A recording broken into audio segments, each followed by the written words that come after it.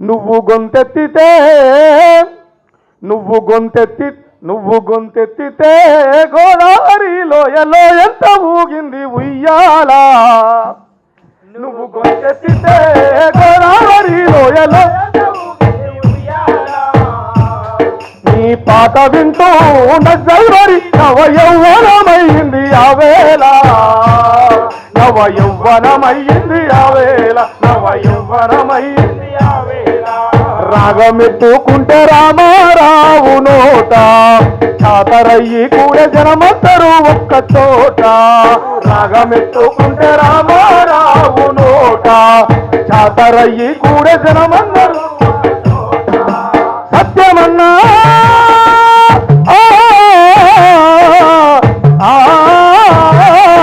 ఓ సత్యమన్నా పాఠం ఎక్కువ వచ్చినట్టుగా నువ్వు గొంతెత్తితే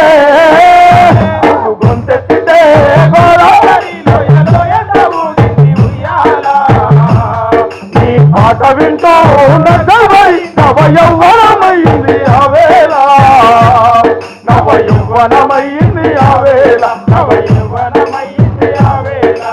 రాళ్ళనే కరిగించే రాగం తీసి, రాళ్ళనే కరిగించే రాగం తీసి, రాజ్యాన్ని కవలించే గానం చేసి, రాజ్యాన్ని కవలించే గానం చేసి, రాజ్యాన్ని కవలించే గానం చేసి, డప్పుల నిప్పుల దండోరేసి, నింగికి ఎర్రని జెండగరేసి,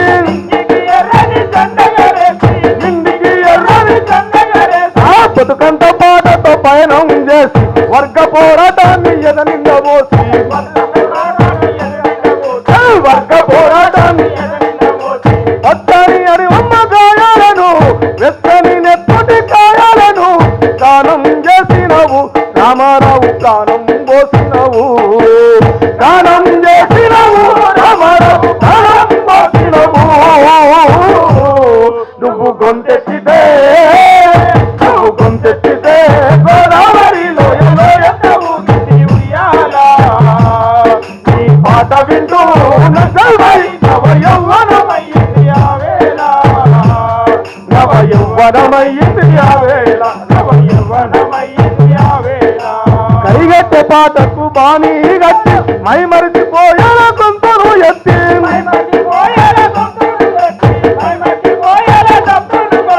అరుణోదయలో అడుగులు వేసి, కానూరితో కట్టి పాపై నడిచి,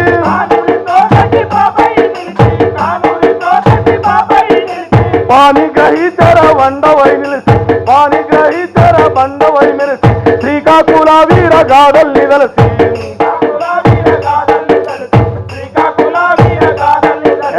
కంఠాన్ని కత్తిలా దూరినవు, నీ కంఠాన్ని కత్తిలా దూరినవు, అన్యాయాన్ని పగల జీరినవు. పాటతో ఊరేగి రామారావు పరుగులు తీసినవు, పాటతో ఊరేగి రామారావు పరుగులు తీసినవు. నువ్వు గొంతెత్తితే గోదావరి లోయలో ఎంత ఊగింది ఉయ్యాలా.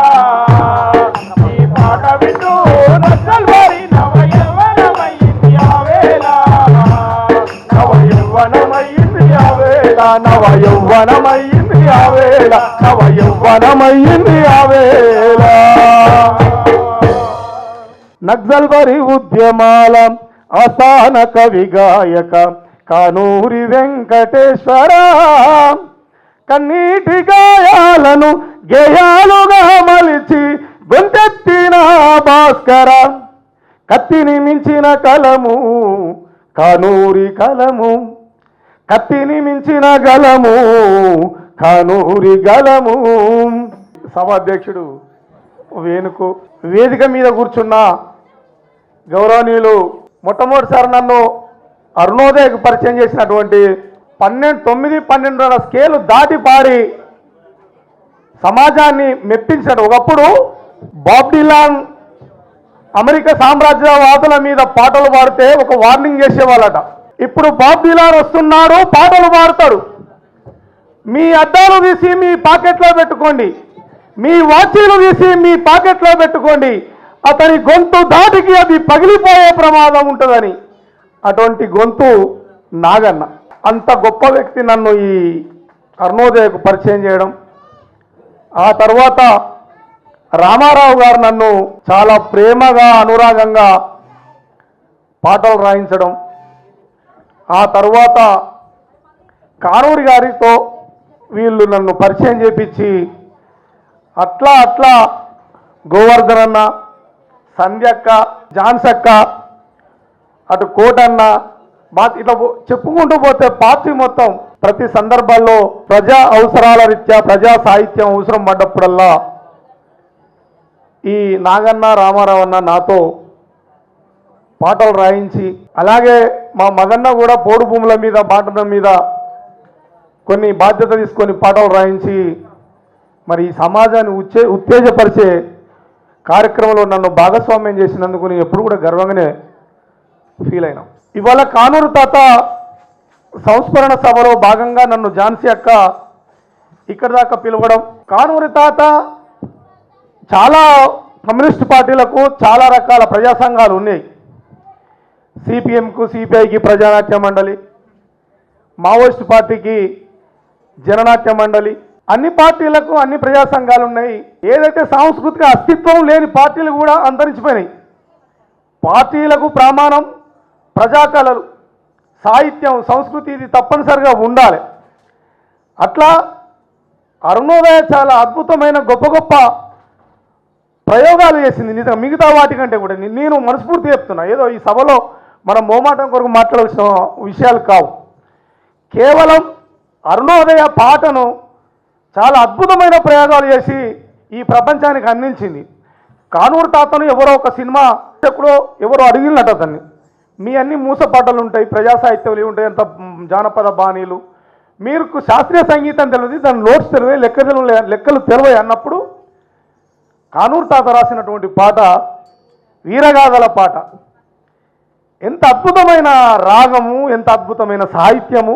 అట్లా రామారావన్న, నాగన్న కూడా మిగతా తరువాత పల్లవికి చరణాలకు మధ్య సంబంధం లేనటువంటి కొత్త కొత్త బాణీలు, కొత్త కొత్త రాగాలు, ప్రతిదీ కూడా ఎక్కడ పొరపాటు లేకుండా దాంట్లో భావ ఉచ్చారణకు సంబంధించి వాళ్ళు ఆ రోజులలో ఇప్పుడు వీడియోలు వచ్చినాయి కానీ ఎలాంటి హావభావాలు లేకుండా స్వరం వింటేనే ఆ స్వరాల్లోనే రసజ్ఞతను మనం అనుభవించేది. కోపం, రౌద్రం, దుఃఖం ఇవన్నీ కూడా ఒక గొంతు నుంచి వచ్చేలాగా సాహిత్యాన్ని, పాటను సృష్టించినటువంటి అరుణోదయ సంస్థ చాలా నిజంగా కూడా చాలా చాలా ప్రమాదాలు ఎదుర్కొన్నది, చాలా త్యాగాలు చేసింది.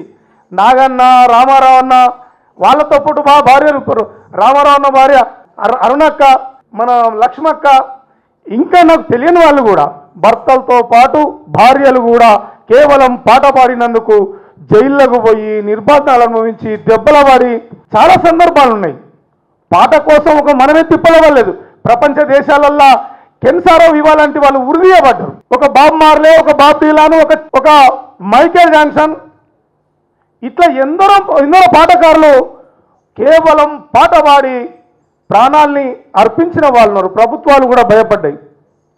అటువంటి పాటను ఎత్తుకున్నటువంటి అరుణోదయ సంస్థ ఇవాళ కానూరి వెంకటేశ్వరరావు వీళ్ళకు ఒక పాటే నేర్పలేదు. నేను చాలా దిక్కులా చెప్పిన నేను ఇక్కడ స్వతంత్ర వేదికల మీద ఎక్కినప్పుడు కూడా నేను చాలాసార్లు చెప్తా.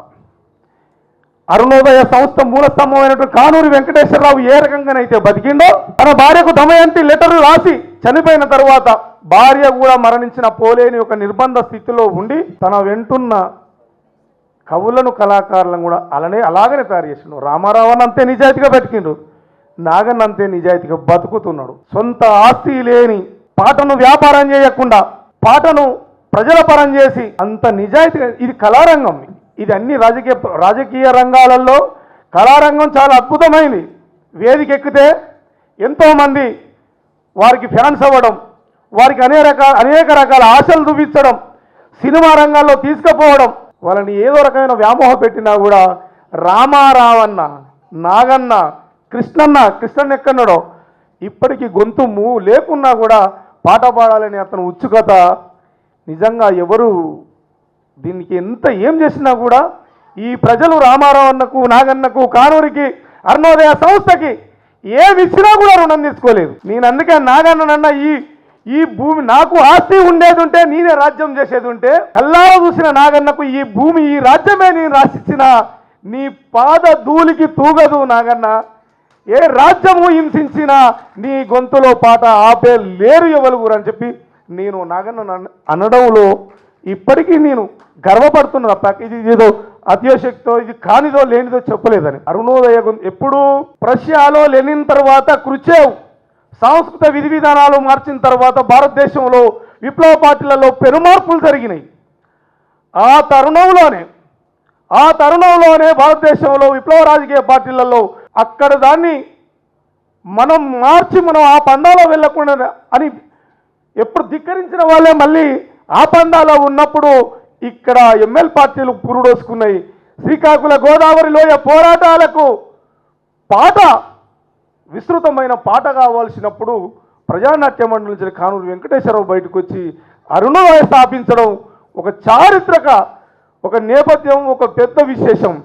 ఎంతమంది అమరుల రక్తం దారపోస్తే, ఎంతమంది వీరులు మరణిస్తే, ఎన్ని అడవులు నడిస్తే ఇవాళ ఈ మాత్రం స్వేచ్ఛ మనం అనుభవిస్తున్నాం అంటే ఆ రోజు అరుణోదయ నాగన్న రామరావన్న కానూరు తాత గొంతు ఎత్తుదే పోరు భూములు ప్రజల పరమైనవి. వాళ్ళు గొంతెత్తుదే ఆదివాసుల హక్కులు వాళ్లకు దక్కినాయి. వాళ్ళు గొంతెత్తడం వల్లనే ఈ మానవ దేశ ఈ భారతదేశ మానవాళికి ప్రజాస్వామ్యం ఈ మాత్రమైనా ఉందని నేను తెలియజేస్తూ ఈ అరుణోదయ రాష్ట్ర మహాసభల్లో నాకు ఈ చిన్న అవకాశం ఇచ్చినటువంటి అధ్యక్షుల వారికి, నన్ను పిలిచిన మా జాన్సక్కకి, నిజామాబాద్ నుంచి వెళ్ళి దూర ప్రదేశాల నుంచి చాలామంది వచ్చి వీళ్ళందరి పేరు చెప్పాలి. నేను నిజామాబాద్కి నన్ను జిల్లా మహాసభలకి అబ్దుల్ వాళ్ళు దాసన్న వాళ్ళు పిలిస్తే ఎక్కడి దాకా వెళ్ళిన, తర్వాత శ్రీశైలం వాళ్ళు మహబూబాద్లో పిలిస్తే ఎక్కడ పాల్గొన్నా, అజయ్ వాళ్ళకి ఇట్లా నర్సంపేటలో ఉంటే నా సాధ్యమైనంత వరకు. ఎందుకు అంటే నేను కేవలం ఎక్కడ పోయినా అరుణోదయనే చెప్తున్నా, నాగన్ననే చెప్తున్నా, రామారావుని చెప్తున్నానంటే ఇందాక చెప్పింది మళ్ళొక్కసారి కూడా నొక్కి చెప్తా ఉన్నాను. ఇక్కడ కూడా వాళ్ళు ఏమాత్రం డబ్బుకు ఆశపడి ప్రజలకు ద్రోహం చేసి ప్రజలను మోసం చేసి ఒక సినిమా రంగంలో లేకపోతే యూట్యూబ్ రంగంలో వాళ్ళు కళలకు ఆప్టన్ సింక్లేర్ అంటాడు. ఆప్టన్ సింక్లేర్ అమెరికన్ సోషలిస్టు రచయిత ఆప్టన్ సింక్లేర్ ఎప్పటికి చెప్తా ఉన్నాడు, రాసిన గ్రంథంలో మమారాన్ని గుర్తుంది. ప్రతి కళాకారుడు చదవాలి. ఎందుకు అనంటే కేవలం కళాకారులు మాత్రమే ఈ దేశ భౌగోళిక స్థితిని మార్చగలరు. ఇవాళ మనం ఆయుధం పట్టే దశలో లేము, కలం పట్టాలి. కళల్ని ప్రజలకు చెప్పాలి. పాట చాలా పదునైంది, ప్రతి హృదయాలను ద్రవింపజేస్తుంది, ఆలోచింపజేస్తుంది, వారిని ఆయుధంగా మలుస్తుంది. పాట పాడండి. పాట పాడుతూనే ఈ ప్రజా చైతన్యంలో ఒక గొప్ప మార్పు వస్తుంది, విప్లవాలు వస్తున్నాయని నేను ఆశిస్తూ, నేను కానూరు తాత బతికినప్పుడు నక్సల్ వరి ఉద్యమాల ఆస్థాన కవి గాయక కానూరి వెంకటేశ్వర, కన్నీటి గాయాలను గేయాలుగా మలిచి గొంతెత్తిన భాస్కర, కత్తిని మించిన కలము కానూరి కలము, కత్తిని మించిన గలము కానూరి గలము. ఇది నన్ను నాగన్న రామారావు అన్న తాతతో ఒకరోజు ఒక మాట ఒక పూట అని చెప్పినప్పుడు నన్ను తీసుకుపోయి తాత దగ్గర కూర్చోబెడితే ఈయనేంటిది నేను విలేకరా అని అడిగాడు. కాదు పాఠాలు రాస్తాడు. ఓహో అని కూర్చోబెట్టుకుని చాలాసేపు మాట్లాడాడు. నేను ఆయన గురించి చెప్పు అంటే ఆయన జలగం వెంగళరావు గురించి చెప్పుకుంటూ వచ్చింది. లంబడి కొడుకు, ఇది ఆయన ఊత భాష. లంబడి కొడుకు చాలామందిని చంపిండు, చాలా రక్తం భరించిండు, ఎంతోమంది అమరులను త్యాగజీవులను చంపేసిండని తను చెప్పే ఆ జీరోలో నిజంగా కూడా ఎంత త్యాగం. ఆ తర్వాత వాళ్ళ వారసత్వాన్ని నాగన్నలో రామారావులను చూడడం వల్ల వీళ్ళను చూసి ఇప్పుడున్న వాళ్ళు కూడా, ఇప్పుడు మీరంతా నాగన్న రామారావు అనే గొప్పడని అంటలేను, ఈ కాలం వరకు కూడా ఇక్కడ నిలబడి కళాకారులు అరుణోదయగా నిలబడ్డ మీరందరూ కూడా నిజాయితీ పరులే. లేకపోతే ఎక్కడో కొట్టుకపోదురు, ఉండకపోదు. అంటే పరిస్థితులు కూడా అట్లా ఉన్నాయి. కాబట్టి నాగన్న రామారావన్న రాపించిన పాటలలో ఎప్పుడు మన పైలా వాసుదేవరావు అక్కడ మొదలుకొని నిన్నటి లింగన్న దానిక పోడుములు చాలా పాటలు పాడుతున్న క్రమంలో రామారావు అన్న మీద పాడుకుంటున్నారు. రామారావు అన్న మీద ఒక పాట, ఒక పల్లవి చరణం పాడి. రామారావు అన్న, నాగన్న నా కంటికి చాలా హీరోలు, వాళ్ళ కంటికి హీరో కానూరు తాత. అట్లా రామారావు అన్న గొంతు విన్నప్పుడు చాలా పిచ్చ శ్మశానం పద్యాలు పాడేది. తిరమై సంపదలెల్ల వెంటనొకరీతిన్ సాగిరా, వెంట వచ్చినది అదే యశస్సు, అదే అదే సత్యము, అదే యశస్సు. ఆయన ఆకాశం అంటే గొంతుకు ఆ రోజు చాలా ఫిదా. అటువంటి వాళ్ళు వాడిన పాటలు నిజంగా కూడా మరణించిన రామనరసయ్య ఇంకా ఇంతకాలం బతికున్నారంటే ఆ గొంతుల వల్ల, ఆ గంభీరమైన స్వరాలనే ప్రజలకు చేరేయడంలోనే ఇవాటికి అమరులు బతికున్నారు. ఎంతోమందికి పాటలు పాడిన రామన్న, నాగన్న, కానూరు తాత. ఇవాళ బాధాకరం ఏంటంటే రామారావు ఉన్నప్పుడు, నాగన్న ఉన్నప్పుడు, కానూరు తాతలో పుష్కలమైన క్యాసెట్లు వచ్చినాయి. ప్రజా సమస్యల మీద, ధరల మీద, అమరవీరుల మీద ఎన్నో క్యాసెట్లు చేసిళ్ళు. ఇవాళ రామారావు అన్న పోయిండు, నా కానూరు తాత పోయిండు. ఇవాళ కృష్ణన్న గొంతు మూగపోయింది, నాగన్న ఆరోగ్యం క్షీణించి. మరి మనం మిగతా వాళ్ళంతా ఏం చేస్తున్నారు? ఇది చేయాలి కదా, నిలబెట్టాలి, పాడాలి, వాళ్ళ వారసత్వాన్ని నిలబెట్టాలని మళ్ళీ నేను తెలియజేస్తూ, నువ్వు గొంతెత్తితే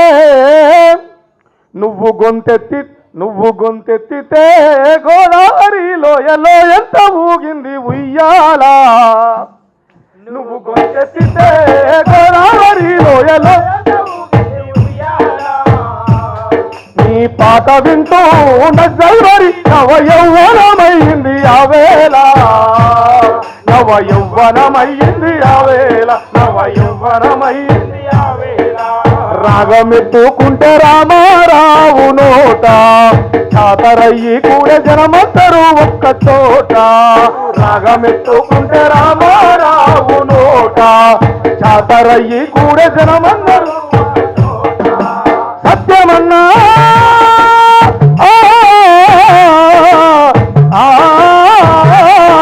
ఓ సత్యమన్నా పాఠం ఎక్కువ వచ్చినట్టుగా నువ్వు గొంతెత్తితే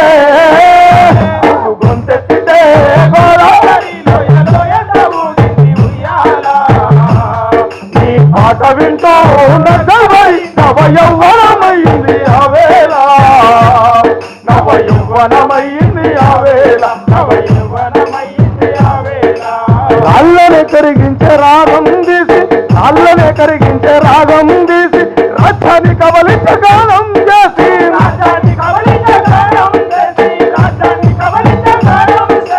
డప్పుల నిప్పుల దండోరేసి, నింగికి ఎర్రని జెండగరేసి,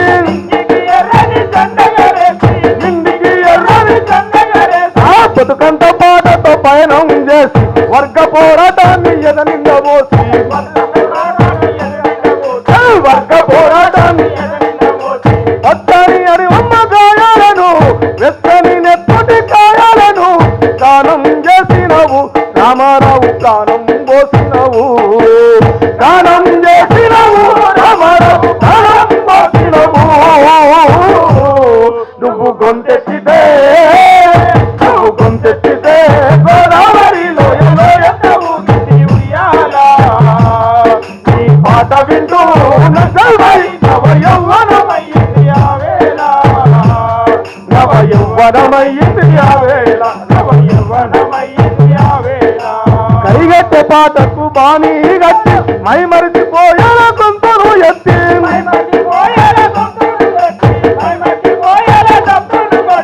అరుణోదయలో అడుగులు వేసి, కానూరితో కట్టి పాపై నడిచి,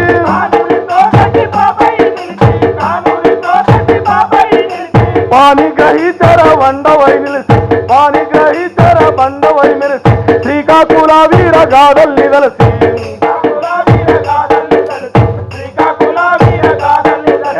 కంఠాన్ని కత్తిలా దూరినవు, నీ కంఠాన్ని కత్తిలా దూరినవు, అన్యాయాన్ని పగల జీరినవు. పాటతో ఊరేగి రామారావు పరుగులు తీసినవు, పాటత ఊరేగి రామారావు పరుగులు తీసినవు నువ్వు గొంతెత్తితే గోదావరి లోయలో ఎంత ఊగింది ఉయ్యాల ఈ పాట వింటూ నచ్చల్వారి నవ యవ్వనమయ్యింది ఆవేళ నవ యవ్వనమయ్యింది ఆవేళ నవ యవ్వనమయ్యింది ఆవేళ నవ యవ్వనమయ్యింది ఆవేళ రామారావున్న మీద చికాగో నగరాన చిందిన రక్తంలో తడిసిన ఎర్రగుడ్డ ఎట్లా చేరిందో రోళ్ళగడ్డ కుమరము భీమయ్యి కోయోళ్ళ గుడిసెల్లో పుట్టిన పోరు బిడ్డ లింగన్న ఎత్తిండే ఎర్ర జెండా అదరలే బెదరలే చిరునవ్వు చెదరలే దించలే శత్రువు కంటబడ్డా తూటాలతో ఒళ్ళు తూట్లు పడ్డా పాట మన విప్లవ పాటను స్వీకరించే దశలో సమాజం లేదు. ఈ పాట యశ్పాలన్న వేలాది రీల్స్ అయినాయి. ఎవరో తెలియని పిల్లలు కూడా పాడి రీల్స్ చేసుకుంటా ఉన్నారు. అంటే చాలా సంతోషం. మనం ఇంజెక్ట్ చేసింది సమాజానికి అర్థమవుతుందని ఒక కాన్ఫిడెన్స్. అట్లా బతికుండగా పాటను ఒప్పుకొని నాగన్న మీద కూడా కమ్మము కవనమ్మ కడుపున పుట్టినాడొక యోగిలా నాగన్నను సభలకు పిలవండి, చేత కాకపోయినా పిలవండి, ఒక వెహికల్ ఇచ్చి ఏదైనా ఆక్సిజన్ పెట్టాలని పిలవండి. ఈడికి వస్తేనే మనిషి అలా అనిపిస్తాడు. ఇంటికి పోతే ఇంకా దారుణం. ఈడికి వచ్చినప్పుడు మాట ఆ మాత్రం వస్తుంది. అంటే ఇప్పటికప్పుడప్పుడు ఫోన్ చేసి నాతో మాట్లాడుతుంటాడు, ఏమైంది మనం సభకు పోవాలి కదా ఎటువంటి లక్ష్మణ్ నీ సభ ఎక్కడే ఆ సభలేదు ఏమన్నా కానీ నా పిలువు పోయేది ఉన్నది అట్లా ఇట్లా. అంటే ఇంకా అన్కాన్షియస్ స్థితిలో కూడా ఈ సమాజం మీద ప్రేమ పాట పాడాలనే ఒక సోయి ఆయనలో చాలా అద్భుతమైన అనిపిస్తుంది. అందుకే కమ్మము కవనమ్మ కడుపున పుట్టినాడొక యోగిలా కంఠమును ఖడ్గాన్ని చేసి నడిచెను బైరాగిలా జనము కొరకే తనువు దారబోసినాడొక త్యాగిలా తనకు తానే తగలబడుతూ వెలిగినాడొక భోగిలా నాగన్నాని గొంతులో గోదారిలోయా పాట పాటకు ఊగనే పసిపాపై ఉయ్యాల. అందరికీ విప్లవ అన్నకు ధన్యవాదాలు.